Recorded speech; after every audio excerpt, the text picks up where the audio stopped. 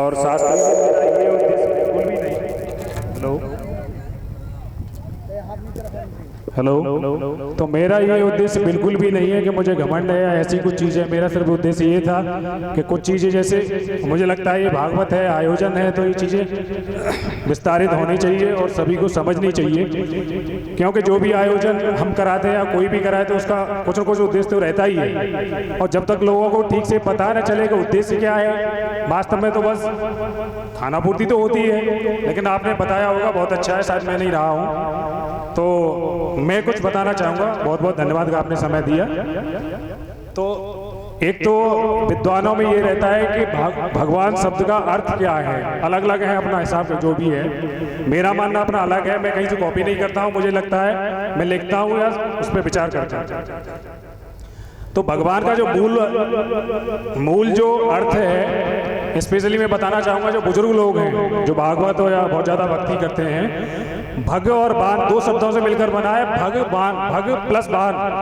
भग का मतलब प्रकृति से होता है, भग का मतलब होता है प्रकृति। और प्रकृति से आप समझते हैं जो भी सिस्टम हमारे जीवन के लिए आवश्यक है और जो हमें जीवन देता है वो सब प्रकृति है। उसमें क्या तारे, क्या ब्रह्मांडीय पिंड जो भी होते हैं, क्या चांद चंद्रमा, क्या पृथ्वी, क्या नदियाँ, क्या तालाब, और जो भी है वृक्ष, तालाब, और ये जो भी सिस्टम हमारे चारों तरफ है वो सब प्रकृति है। इसके बिना हमारी जिंदगी संभव नहीं है। जैसे मछली के लिए पानी जीवन होता है, और प्रैक्टिकली आप देख सकते हैं मछली को पानी से निकालिए, लेकिन मुझे लगता है 10-5 सेकंड में जिंदा नहीं रहेगी। ठीक वैसे ही हमारे लिए जो चारों तरफ सिस्टम है ना, पर्यावरण है, वो हमारा यही प्रकृति है। तो एक तो लक्षण यही है कि जो भगवान का अर्थ है, जो प्रकृति, भग का मतलब होता है प्रकृति और बाण का मतलब होता है धारण करने वाला, भग और बाण। तो ये प्रकृति को धारण करे या प्रकृति के जो समीप रहे वही भगवान है। और भगवान का ही दूसरा जो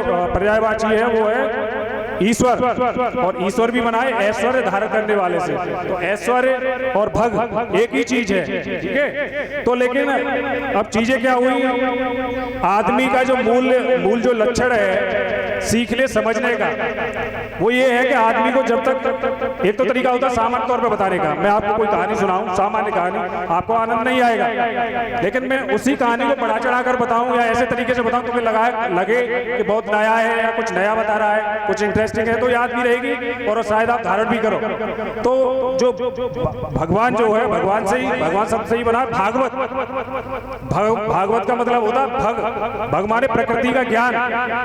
जो प्रकृति का ज्ञान है मूल रूप में, वही जो विद्वानों ने या जो ऋषि हुए हमारे, उन्होंने अनुभव करके रिसर्च करके जो लिखते गए और एक सीरीज बन गई तो वो एक पूरा पुराण बन गया या पूरा हमारे पास सिस्टम बन गया भागवत का। लेकिन जो मैंने अभी बताया, जो हमारा वो है मूल प्रवृत्ति है, चीजों को बढ़ा चढ़ा के जब तक पेश न करें। तुम जानते होंगे, नए बच्चे जानते होंगे, जैसे साउथ की पिक्चर आती है बहुत ज्यादा बढ़ा चढ़ा के करी जाती है। उसमें होता है कि एक हीरो है, वो चाहे तो एक गोली मारे और 100 आदमी मरेंगे, लेकिन 100 आदमी लगे रहते हैं, लेकिन एक भी आदमी नहीं मरता उसका। ये होता है। ठीक वैसे ही समय समय पर ऋषि हुए, मुनि हुए, उन्होंने चीजें बढ़ा चढ़ा के लिखी इसमें, इसलिए कि तुम लोग आकर्षित हो। और बढ़ा चढ़ा के करते करते आगे क्या हुआ, तो जो भागवत का मूल उद्देश्य था, मूल ज्ञान था, वो पूरी तरह से पीछे छूट गया। पता नहीं कब पूरी तरह से रिप्लेस हो गया, पता ही नहीं चला। तो मैं वही बताना चाह रहा हूँ, मेरा उद्देश्य ये है कि भगवत का ये लीलाएं हैं, ये तो बाद में आपके इंटरेस्ट के लिए जोड़ी गई है। मूल उद्देश्य तो वही है कि प्राकृतिक ज्ञान है क्या है, मनुष्य किस लिए है, सारे जीव किस लिए हैं, ये पिंड ब्रह्मांड काय के लिए व्यवस्था करी गई है, उसका ज्ञान। लेकिन मुझे लगता है वो तो सारी चीजें पीछे छूट चुकी हैं। अब ये लीलाएं चल रही हैं, उसमें भी भगवत और भगवान दोनों का मैंने बताया। एक होता है, ऐसे चर्चा है तो बहुत सारी है लेकिन टाइम का अभाव है। एक है गोवर्धन। गोवर्धन का जितने भी लोग होंगे यहाँ पे मेरे हिसाब से 99% उन्हें लगता है गोवर्धन का जो अर्थ है गोबर और धन से है। गोबर से मतलब गाय का गोबर, ये बिल्कुल गलत है एकदम। गोवर्धन से, गोवर्धन का कोई मतलब नहीं है गोबर और धन से। गोवर्धन का जो संधि विच्छेद और जो अर्थ है उसका मतलब गो प्लस वर्धन। गो माने गाय और वर्धन माने सेवा। जो गायों की सेवा करे, बर्तन मतलब उसका पोषण करे, उसकी वो उस पूरे शब्द को गोवर्धन बोलते हैं, ठीक है। लेकिन अभी तक यही चलता है कि गोवर्धन करनी चाहिए, मुझे कोई मतलब नहीं, इसलिए कि मेरा जो मानना है, मैंने जो देखा वो बता रहा हूँ। गोवर्धन का मतलब ये वाला गोवर्धन नहीं होता है, ठीक है। तो वो चीजें होती है, और कृष्ण भगवान ने आपको सिग्निफिकेंटली बताया। इंद्र की पूजा करते थे हम लोग पहले, तो उसके बाद ये हुआ कि इंद्र ने परेशान करना भी शुरू किया। जब चैलेंज किया कृष्ण भगवान ने कि ये है कि तुम्हें इंद्र की पूजा नहीं करनी चाहिए, तो उन्होंने परेशान किया, पूरे ब्रज को डुबो दिया।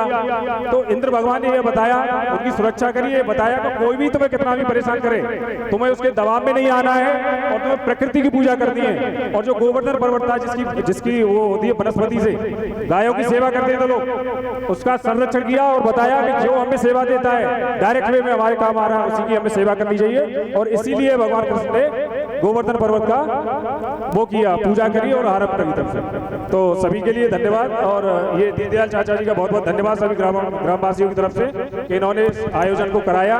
बातें तो बहुत है करने के लिए, लेकिन मेरे हिसाब से ये आयोजन होते रहने चाहिए। और वो यहाँ से दिल्ली चले गए, दिल्ली रहते हैं फिलहाल, लेकिन उन्हें इतना अब भी जुड़ाव है अपने गाँव से, इतना प्यार है, तो उन्हें लगा कि मुझे यहाँ ये आयोजन कराना चाहिए, इससे कि लोगों का ज्ञानवर्धन हो। तो मैं एक बार पुनः धन्यवाद करना चाहूँगा दीनदयाल चाचा जी का कि उन्होंने इस आयोजन को यहाँ पे आयोजित कराया और ग्रामवासियों को ये इससे भी बहुत सुंदर, एक बार तालियों से